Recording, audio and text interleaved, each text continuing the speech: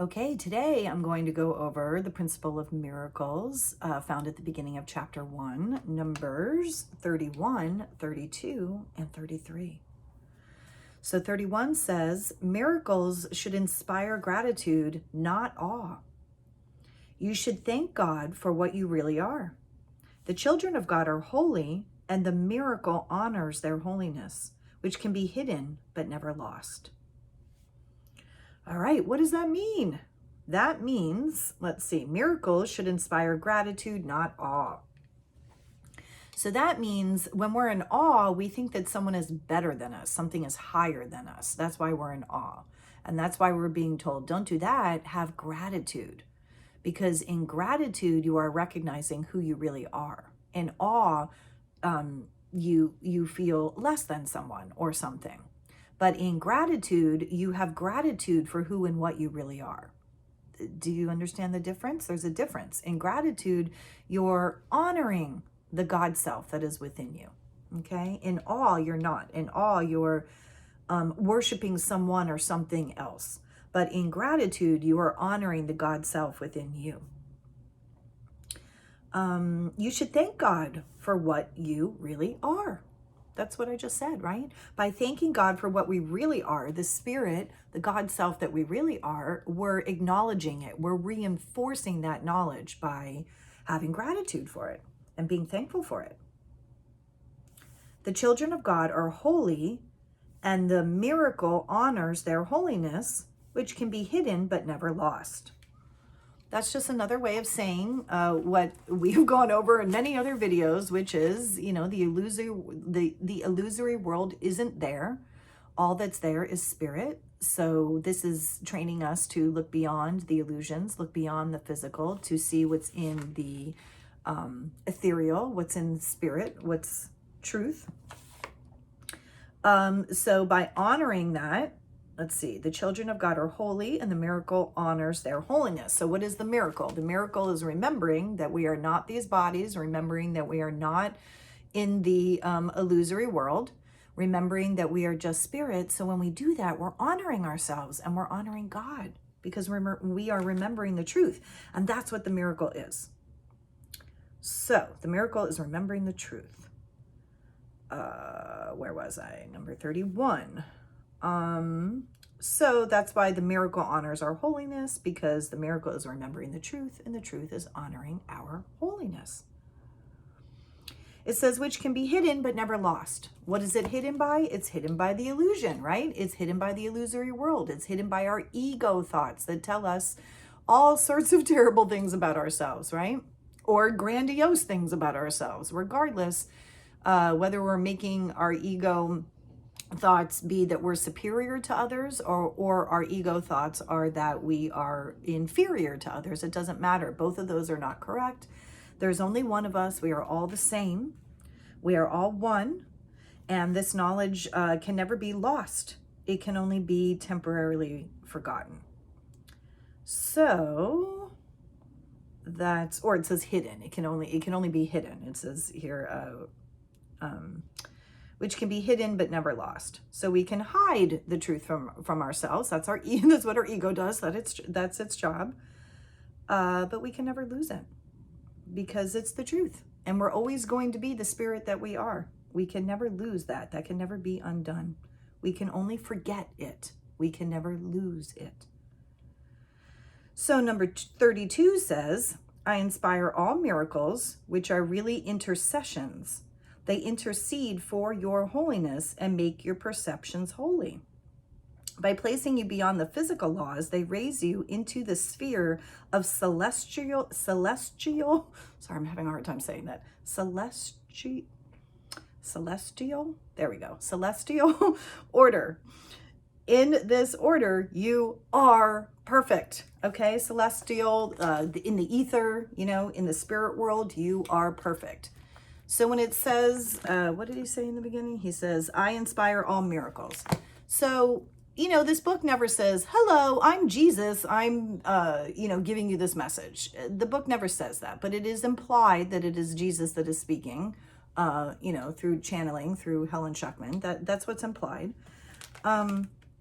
But this isn't about Jesus. It's not about Christianity. It's not about any of that. It's really about the Christ frequency, the white Christ light frequency, the energy of that. That is the second coming. That is the Son of God that we all are. That is what it is. Not a person who came here over 2,000 years ago. Not that.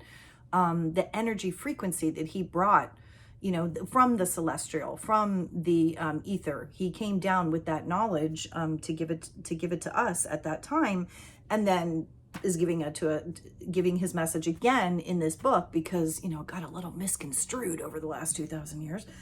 So the message is here again in this book. So that's what he means by I inspire all miracles. But he doesn't mean he, the person Jesus. He means he, the Christ consciousness. Okay, and that consciousness is aware of the oneness. So I, meaning the Christ consciousness, inspire all miracles, which are really intercessions. They intercede for your holiness and make your perceptions holy.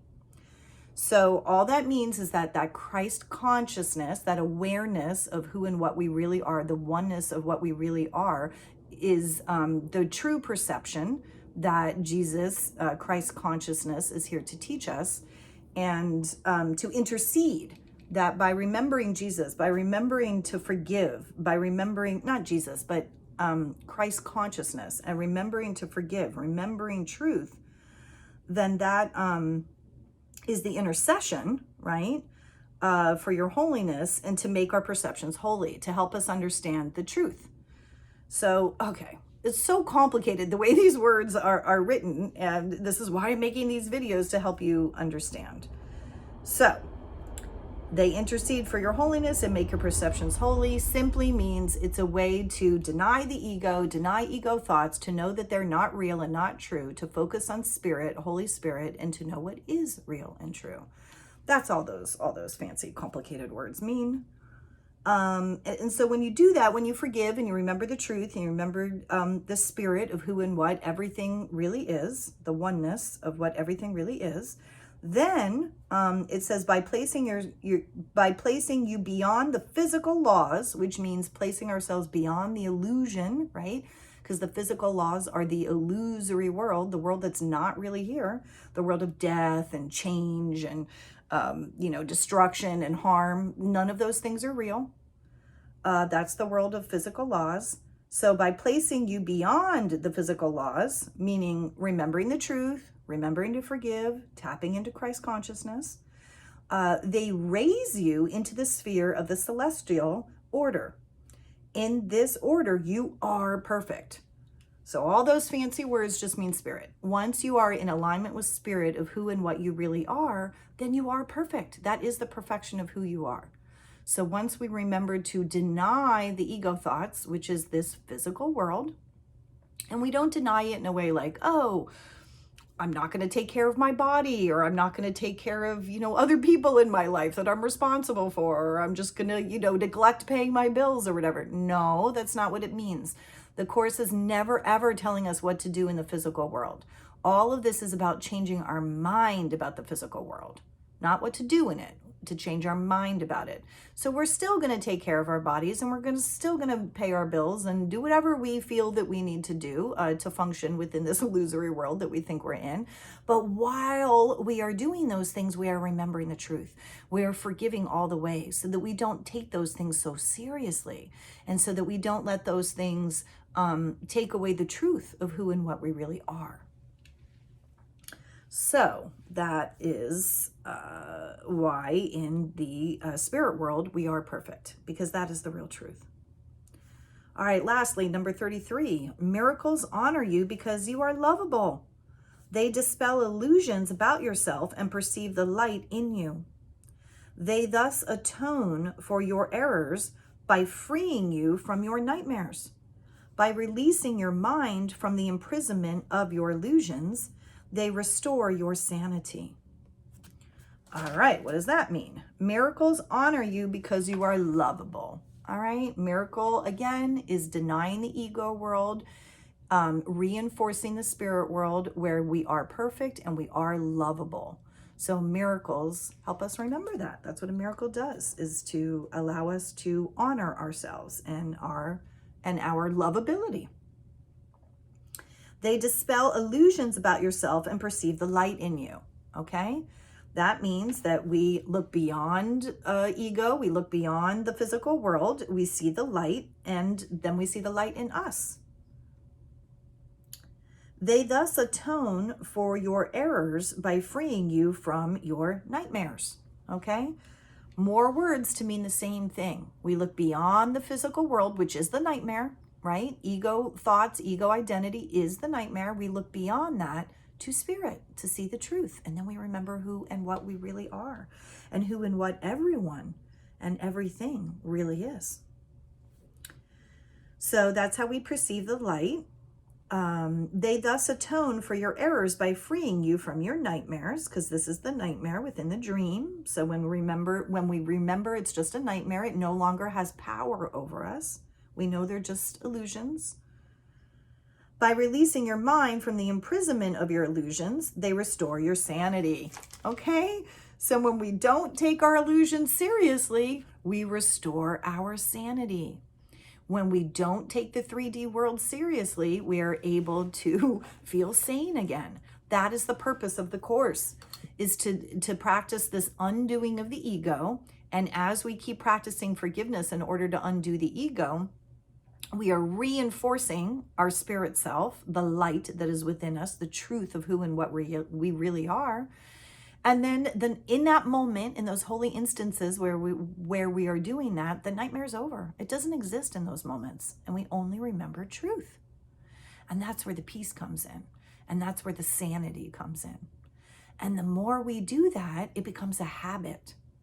Because now when we approach the course, when we come to the course and we want to learn, we are completely in the habit of being wrapped up in ego thoughts. We are completely in the habit of identifying with the physical nightmare world. Even though sometimes there appear to be wonderful things in it, there's always duality. There's always going to be things that appear to be very harmful and negative and hurtful in the 3D illusory world. So when we release ourselves from that in that moment, we're not a prisoner of it anymore. We remember the truth of who we are. We could go into the celestial, into the ether, and understand the spirit of who and what we really are. And that's when we feel peace, and that's when we feel sane. So remember, each time that you feel not at peace, do your best to remind yourself. You can pick up the book, you can listen to something on your phone, whatever you want to or need to do to bring you back to center. You can watch one of these videos to bring you back to center, to help you remember the light and the love of who and what you really are. Have a great day.